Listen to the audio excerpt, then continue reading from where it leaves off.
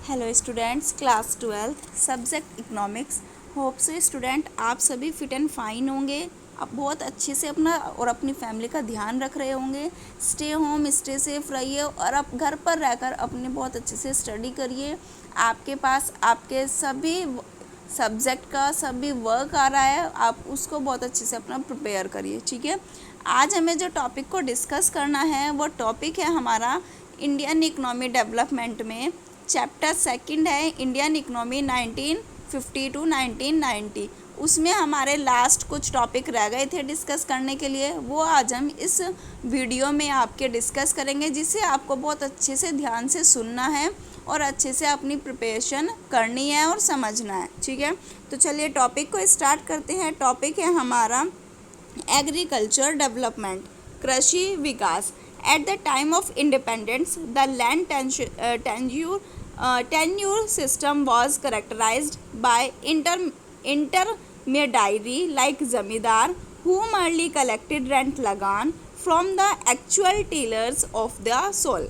ठीक है, तो स्वतंत्रता के समय हमारी जितने भी हमारी लैंड टेन्योर थे, यानी कि जो भूमि के जितने भी प्रणाली थी, जो सिस्टम था, जो हमारा एक टाइम पीरियड चलता था लैंड का, उसकी जो करेक्टर देखा जाए वो लाइक जमींदार के रूप में किया जाता था। हुम अर्ली कलेक्टेड रेंट लगान, क्योंकि जमींदार क्या करते थे, जो मिट्टी के एक्चुअल में जो टीले होते थे, जो मिट्टी के टीले होते थे, उनको वो वास्तविक रूप से उनमें लगान को इकट्ठा करते थे कि भाई उनसे केवल मिट्टी के वास्तविक टीलों से किराया लगान को कलेक्ट करना कब होता था, ये स्वतंत्रता के समय, इंडिपेंडेंस के समय में।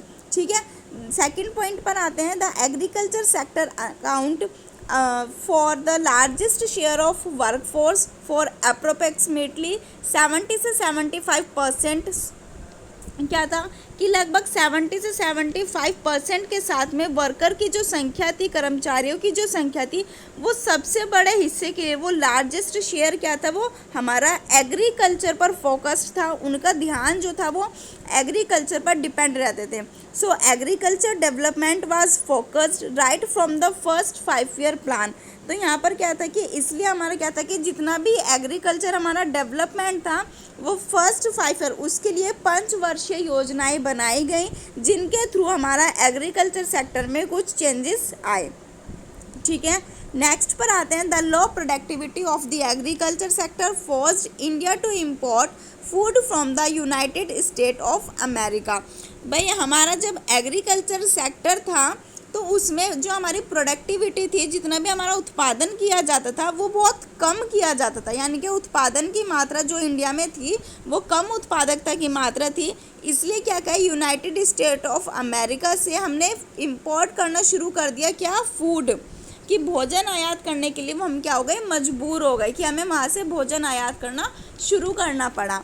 ठीक है, तो यहाँ पर कि इस वजह से करना पड़ा क्योंकि प्रोडक्टिविटी लो थी हमारे यहाँ पर। ठीक है, नेक्स्ट पॉइंट पर आते हैं। The major undertaken to promote the growth in the agriculture sector can be broadly categorized as land reform and green revolutions. कि भाई एग्रीकल्चर सेक्टर को प्रमोट करने के लिए, उसको डेवलपमेंट करने के लिए, बढ़ावा देने के लिए जितने भी वर्क किए गए मोटे तौर पर, वो हमारे सबसे पहले क्या था, लैंड रिफॉर्म करना कि भूमि में सुधार करना, और ग्रीन रेवोल्यूशंस को एक बड़े तौर पर, विस्तृत तौर पर उनमें वर्गीकृत किया गया है कि हमने जो एग्रीकल्चर डेवलपमेंट है वो हमने डिवाइड कर दिया है ग्रीन रेवोल्यूशंस में और लैंड रिफॉर्म में। सो स्टूडेंट्स, ये जो आपका टॉपिक था ये था आपका कृषि विकास, एग्रीकल्चर डेवलपमेंट। नेक्स्ट टॉपिक पर आते हैं। नेक्स्ट टॉपिक है आपका ग्रीन रेवोल्यूशंस, जिसको हम हरित क्रांति बोलते हैं। आपने पहले भी पढ़ा होगा कहीं ना कहीं। ठीक है, at the time of independence about 75% of the country populations was dependent on agriculture. Independence के टाइम में 75%, यानी कि देश की लगभग जनसंख्या जो थी 75% जो पॉपुलेशंस थी हमारी, वो किस पर डिपेंड थी, एग्रीकल्चर पर डिपेंड थी।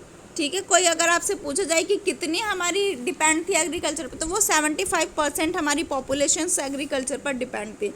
India agriculture vitally depend on the monsoon, and in case of shortage of monsoon the farmer had to face lot of trouble. कि भाई जो हमारे भारत की जो एग्रीकल्चर है, इंडिया की जो एग्रीकल्चर है, भारत की जो कृषि है, वो आम तौर पर मानसून पर डिपेंड है, क्योंकि हमें पता है यहाँ पर जो फसल जो खेती की जाती है वो मानसून के बेसिस पर की जाती है। भाई जिस चीज़ का मानसून होगा उसी चीज़ की हम फसल या खेती करेंगे, ठीक है। एंड इन केस, इस केस में क्या होता है कि मानसून की कमी के कारण किसानों को, फार्मर को बहुत सारी परेशानियों का सामना करना पड़ता है, ठीक है। तो हमारा ये क्या था, सेकंड पॉइंट था। थर्ड पर आते हैं, moreover the productivity in the agriculture sector was very low due to use of outdated technology and absence of require infrastructure.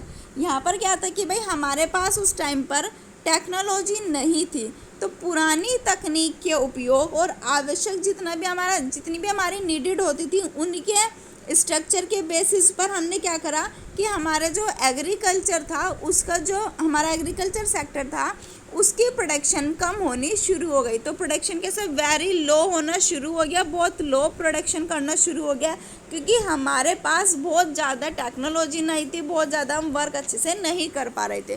किस बेसिस पर, टेक्नोलॉजी बेसिस पर। लास्ट पॉइंट पर आते हैं, as a result of intensive and continued efforts of many agriculture scientists, these stances in agriculture was permanently broken by the green revolutions। तो यहाँ पर क्या हुआ कि बहुत सारे जो हमारे एग्रीकल्चर साइंटिस्ट थे उन्होंने बहुत सारे एफर्ट्स भी किए, उन्होंने परमानेंटली के लिए कुछ अपना रिजल्ट देने के लिए, कुछ अच्छा रिजल्ट के लिए सोचा भी, लेकिन जो हमारा लास्ट में रिजल्ट निकल के आया वो यही निकल के आया कि एग्रीकल्चर में यह जो ठहराव है ये किसके बेसिस पर है, ग्रीन रेवोल्यूशंस के बेसिस पर है, जिस रूप से हमारा स्थायी रूप से जो हमारा ठहराव था हरित क्रांति का, ग्रीन रेवोल्यूशंस का, परमानेंटली वो टूट गया।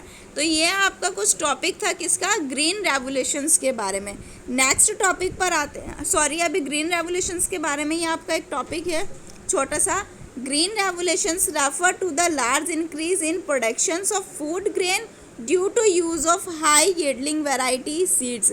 कि भाई हरित क्रांति में उच्च पैदावार वाले किस्म के लिए हमें अच्छे बीजों का, अगर हमें कोई प्रोडक्शन करना है तो हमें उसके लिए कुछ अच्छे बीज भी लाने होंगे, है ना। तो उन बीजों के उपयोग करके हमने खाद्यान्न में, उत्पादन में बहुत जल्दी से इंक्रीज़ कर लिया।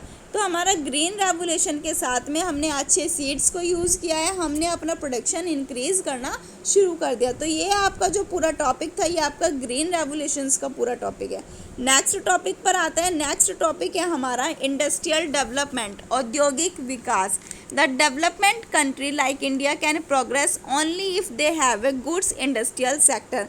भाई अगर हमें इंडस्ट्रियल डेवलपमेंट करना है, अगर हमें विकासशील देश जैसे हमारा इंडिया है, अगर हमें उसमें प्रोग्रेस करनी है, प्रगति करनी है, तो हमारे पास एक अच्छा गुड्स इंडस्ट्रियल सेक्टर भी होना चाहिए। इंडस्ट्री प्रोवाइड एम्प्लॉयमेंट, क्योंकि इंडस्ट्री क्या प्रोवाइड करती है, एम्प्लॉयमेंट, रोजगार देती है, which is more stable then the employment in agriculture, और जो कृषि में रोजगार की तुलना में अधिक स्थिर है, अधिक स्टेबल है। Industrialisations promote मॉडर्नाइजेशंस and overall prosperity, क्योंकि औद्योगिकरण क्या करता है, औद्योगिकरण प्रमोट करता है मॉडर्नाइजेशंस को और हमारी समग्रता को भी, आधुनिकरण को भी बढ़ाता है, हमारे कॉन्फिडेंस को भी बढ़ाता है और हमें प्रॉस्पेरिटी भी देता है, ठीक है। क्योंकि इंडस्ट्री डेवलप होगी तभी एम्प्लॉयमेंट मिलेगा, तभी हम कुछ अच्छा स्टेबल कर सकते हैं। क्लियर है। अब नेक्स्ट टॉपिक पर आते हैं। नेक्स्ट टॉपिक है हमारा इंडस्ट्रियल लाइसेंस। अब आपको इंडस्ट्री तो लगानी है, डेवलपमेंट भी करना है, तो उसके लिए कुछ परमिशंस की भी तो नीड होगी ना। तो उसी के लिए हमारा टॉपिक आता है जो इंडस्ट्रियल लाइसेंस, औद्योगिक अनुमति या औद्योगिक license. And industrial license is a written permissions from the government. भाई एक औद्योगिक लाइसेंस के लिए गवर्नमेंट से एक लिखित रिटर्न में एक परमिशन लेनी होती है, जिसको हम लिखित अनुमति पत्र बोलते हैं। To an industrial unit to manufacture goods. तो भाई हमें औद्योगिक इकाई के निर्माण के लिए हमें कुछ ना कुछ मैन्युफैक्चरिंग भी करना होगा। उसके लिए हमें क्या करना है, the industries development and regulations act. उसके लिए कुछ उद्योग के लिए विकास और विनिमय के लिए कुछ हमारे एक्ट बनाए गए। वो एक्ट क्या था हमारा 1951। तो यहाँ पर डेवलपमेंट, विकास और विनिमय नियम जो बनाया गया है वो एक्ट हमारा है 1951। तो अगर आपसे पूछा जाए the industries development and regulations जो एक्ट है वो कब स्टार्ट किया गया था, तो वो 1951 में किया गया था। Empower the government to issue license for, यानी कि हमारी सरकार को सशक्त बनाने के लिए लाइसेंस जारी करने पड़े। ठीक है, अब अगर हमें पता है कि हमें कोई इंडस्ट्री लगानी हो तो भाई गवर्नमेंट के पास सबकी परमिशन होती, गवर्नमेंट के पास सारी इन्फॉर्मेशन होती है कि किसने कौन सी इंडस्ट्री लगाई हुई है। तो वो सबसे पहले परमिशन देगी कि आप जो वर्क कर रहे हो, जो आप इंडस्ट्री लगा रहे हो, वो लीगली है या इलीगली है, आप उसमें किस तरह का प्रोडक्शन करोगे, तो उसके लिए वो लाइसेंस को प्रोवाइड करती है। ठीक है, तो फर्स्ट पॉइंट आता है इसमें setting up of new industries, नए उद्योग की स्थापना करना। एक्सपेंशंस ऑफ एग्जाइटिंग वंस, यानी कि मौजूदा लोगों का विस्तार, कि उसमें आपके कितने प्रेजेंट पर्सन्स रहने वाले हैं जो उसमें उस टाइम पर प्रेजेंट होंगे, है ना।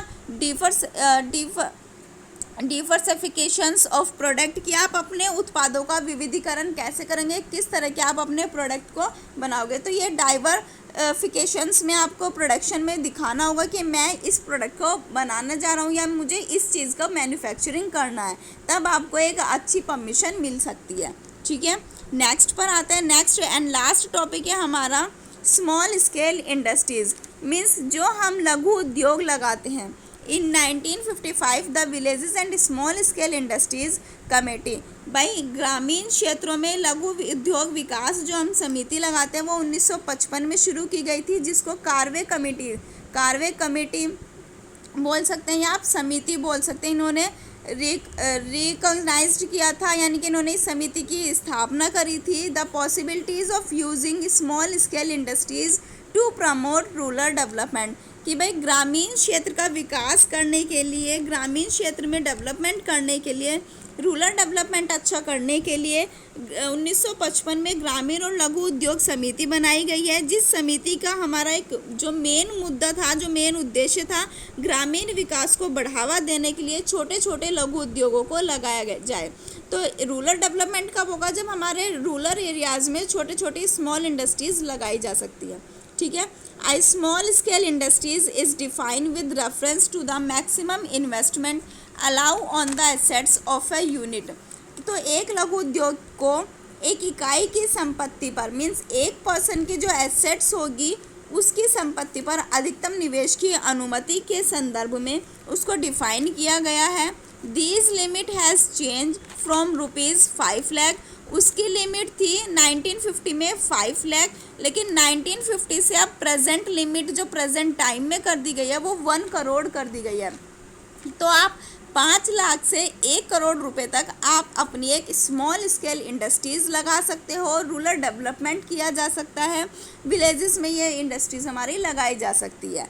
ठीक है, तो आपका ये SSI जो टॉपिक था ये भी क्लियर हो गया। और कब से शुरुआत की गई इसकी, 1955 से शुरुआत की गई है। अमाउंट क्या है, 5 लाख 1950 में थी, अब प्रेजेंट टाइम में इसकी 1 करोड़ कर दी गई है। ठीक है, सो स्टूडेंट आपको जो ये टॉपिक अभी एक्सप्लेन किए गए हैं, जितने भी टॉपिक थे आपका agriculture development, green revolutions, industrial development, industrial license और SSI, आपके ये सभी टॉपिक क्लियर हो गए हैं। आपके पास सेकंड चैप्टर की ऑलमोस्ट सारी वीडियो आ चुकी है, आपका चैप्टर कंप्लीट हो चुका है। आपको बहुत अच्छे से अपनी वीडियो को ध्यान से सुनना है, समझना है और अपने नोट्स को प्रिपेयर कर इन वीडियो को समझेंगे तो आपको बहुत अच्छे से क्लियर हो जाएगा। ठीक है, तो स्टे होम, स्टे सेफ, अपना ध्यान रखिए, अपनी फैमिली का ध्यान रखिए और घर पर रहकर अपनी खूब अच्छे से स्टडी करिए। Thank you, have a good day.